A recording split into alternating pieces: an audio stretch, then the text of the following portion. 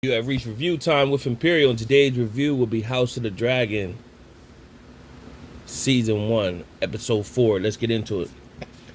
Subscribe to the channel, like the video as we proceed. So, this episode was okay.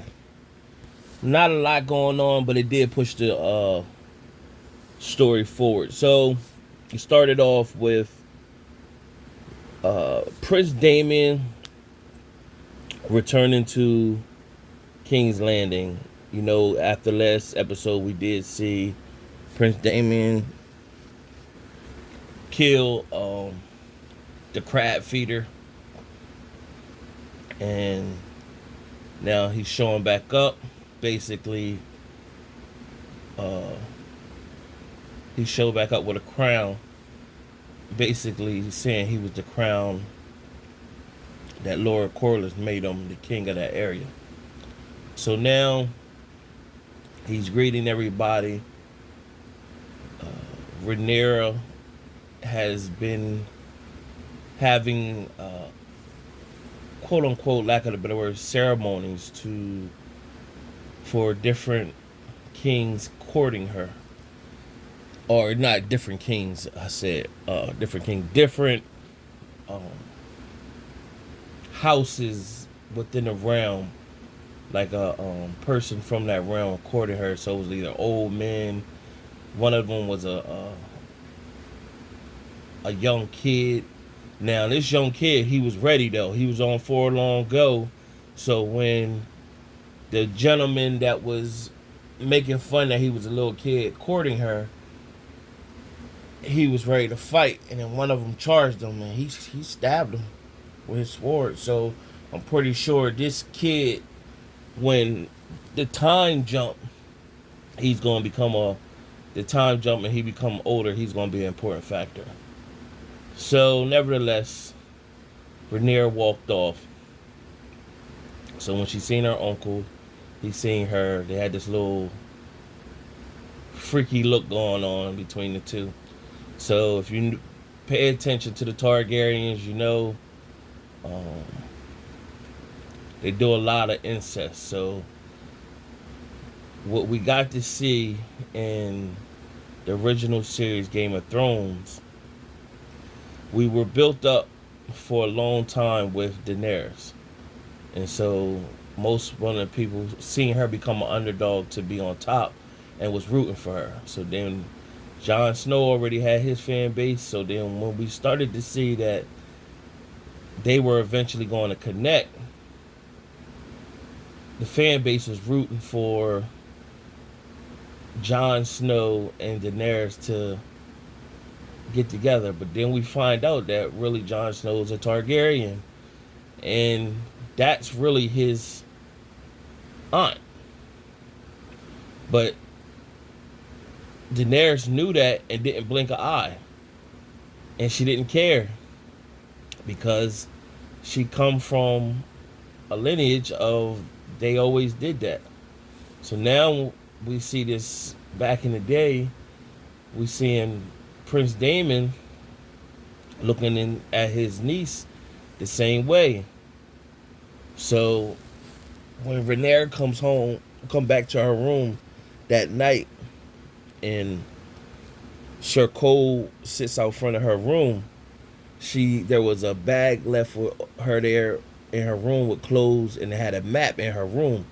And inside the map of her room, it showed there was like a secret passage door. So she put the clothes on and she left. And when she came out, her uncle was waiting with her. So they went through the area where that you wouldn't be in, beside the walls, or beyond the walls of King's Landing. And so she got to be amongst the people, and she looked like a little kid out there with a hood on. And she got to see a play that pretty much mocked her father and her brother being born, and basically saying that it's foreshadowing how the people will not take to Rhaenyra becoming queen. So she pretty much walked off, and she stole something from somebody and ran off. But Daemon didn't run after her. He just basically said, "I'll get to her." So while she was running, a guard seen her and pretty much let her go. But he seen her or whatever. So people were noticing it was her. But then Daemon took her to a brothel. Now at this brothel, it was, basically Freakyville, and everybody was getting down and enjoying themselves. So he took her to the deep realms of it, where they really get busy, and basically saying you in an area where you can take what you want. So he pretty much started to seduce her, but then I think his conscience was messing with him. So by the time he initiated her to seduce, when she started to respond back, he started to back up. So his conscience was messing with him, what it seemed like. And so it really seems like he showed back up at King's Landing because he heard that she was getting courted by different men, and he wanted to put a stop to that. So that's why he showed up, pretty much, because she kind of asked him earlier in that day, like, well, what's the reason you showed up? And she was kind of teasing him, like, you showed up because y'all was getting courted. Like, that's what she basically was insinuating. So nevertheless, he ran off and left her in the brothel. Now that could be dangerous because she is the princess, and he leaving her in there. So she yelled out his name and chased after him, but he dipped. Meanwhile, people seen she was down there and where she was at. So she stormed back to King's Landing, but she didn't return back through the secret patches. She came back through the main entrance. Now Sir Cole's looking at her like, hold on, I never watched you go past me. Like, how you. So he's like, are you hurt? Well, let me let the people know. And she was like, no. So she snatched his helmet. He chased her in there, and then she was playing with him. So you already know at this time she's hot and bothered. So she's ready to full on go. And she's already been attracted to Sir Cole.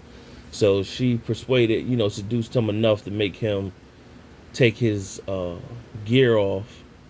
And when he took his gear off, he was able to knock it down, or you could say she was able to knock him down, however you want to say it. And that was that. But, and somebody was looking at her. I forgot who it was that was looking at her through the vents, seeing her get down with Sir Cole. But nevertheless, from there, word started to travel. First, it went to the Hand, Otto Hightower, basically saying, hey, you basically saying the princess was out beyond the walls and she was getting down with her uncle. So the Hand got that information. So meanwhile, you had Alicent and the king doesn't even sleep in the same room. So you really got to see that Alicent doesn't really have a connection with the king. She's basically just there to be a childbearer. He's still mourning for his wife, and she's just there to be a childbearer for him, and it's no connection or whatever. So in the middle of the night, he sent for her. Basically, he wanted to get his willies off, so he sent for her. She came, and then it showed a scene where he's basically having sex on her while she just sit there. She's basically tolerating it for now. So meanwhile that was happening, you also got to see in that day where you see the king has missing fingers, where they rotted all. The king is pretty much ailing. He's slowly declining. Every episode we see in the king, he's declining further and further. So it's gonna get to the point where he just probably ain't even walking no more. He's just in the bed, and he's just gonna die off. Nevertheless, the hand comes and tell him, hand meaning Otto Hightower, basically, hey, some things going on about your daughter. And he like, is she hurt? No. I don't want to tell you, some personal stuff that your daughter is being accused of, but I gotta tell you. So he pretty much tells the king that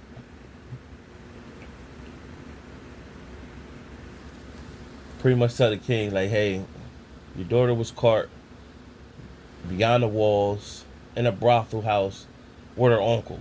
And he like, what? Who said this? And he said, well, I got credible information. I mean, sources, and I can't give them up pretty much. And he's like, because the king pretty much said I take his eyes out. So he said, my sources has never failed me pretty much. And this is basic blasphemy for you to be for her to be messing with her uncle, or her uncle to be messing with her. So Alicent was pretty much in a room hearing all this. So she was disgusted. So Rhaenyra's in her own little world. And so Sir Cole showed up now. She looking at Sir Cole like, we did the do. We could pretty much be real friendly now. But he was like, the queen wishes to see you. So Rhaenyra goes see Alicent, and Alicent pretty much let her have it. Like,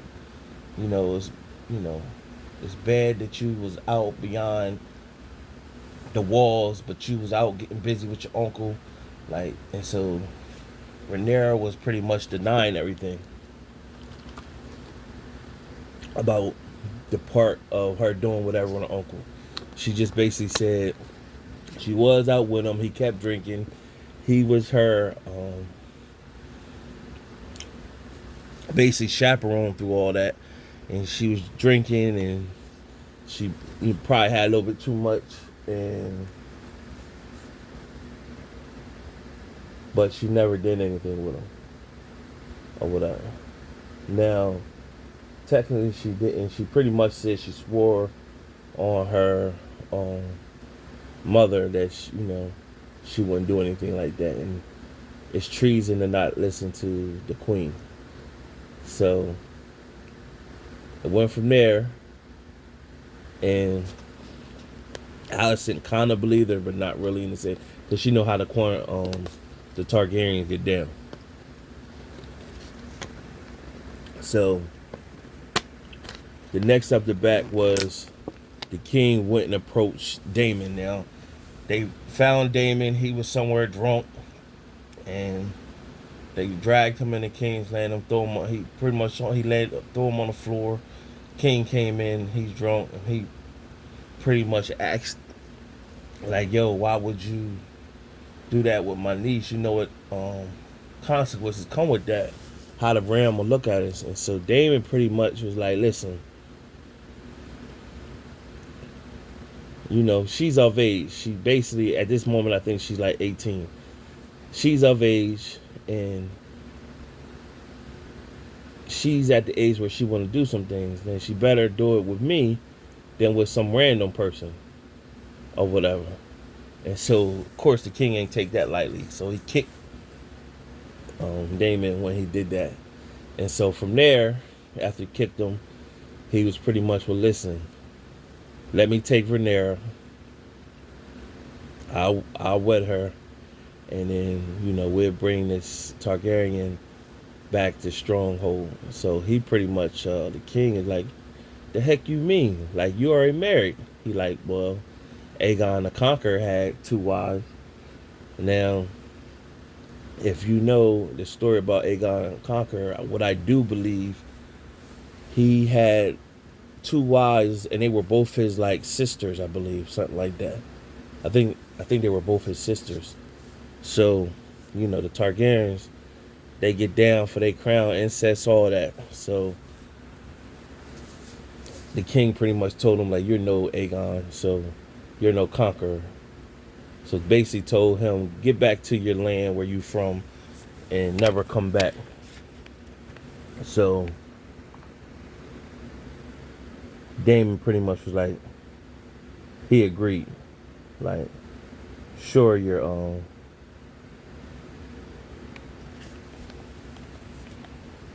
highness or whatever. So now it came to Rhaenyra linking up with her dad, King Viserys. Now he pretty much showing her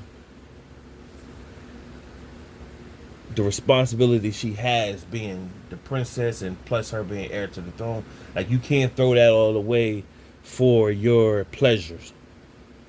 And so it's bigger than you. Basically, that's what he was telling her. So she read that, what you've been seeing in the trailer, but the bloodline and the child that comes from my blood, from, you know that saying. Those are the fans, you know that saying that she read when she looked in the smoke or whatever. Basically saying that Jon Snow would come from the bloodline that will save them or whatever.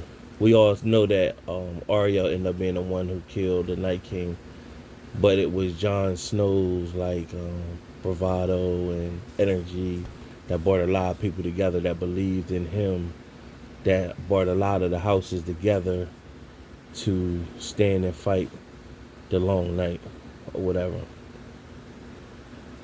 So the king pretty much told her like, listen, I ain't playing no more games with you. You gonna wed Sir Daemon Valerian. And so our house is gonna be stronger after that, and that's it. So she knows she messed up. So I think at this moment she's pretty much like, all right, I ain't got no choice. All right, I'm gonna do it. But she said, I'm gonna do my part, but you got to do your part as king. Where she pretty much saying the hand doesn't like that you made her the heir, and she wants him to denounce his hand because he's out for her, because he wants his own grandson to sit on the throne. So he had to think about that, because there's some truth to what she's saying, because he always, he was blinded, but in the same regard, then he set Allison up to be with him. So nevertheless, it showed the king with the hand, and pretty much Otto thanking him for all his services that he did. He's been a hand for the last two kings, and just basically saying, at what point did you look at yourself before you looked at the king? And basically that you always had your own personal interest. So he relieved Hightower of his duties, and he took his penmanship, saying he's the hand. And so this is going to start the friction for everything that's going to move forward. So, it was a decent episode. It pushes the story forward.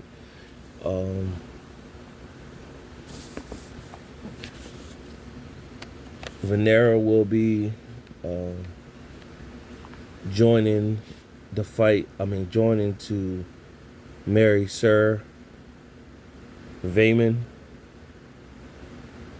Valerian from that's Lord Corlys' son. So that's who she's supposed to be wedding. We'll see how that all plays out. Subscribe to the channel, like the video. Till next time.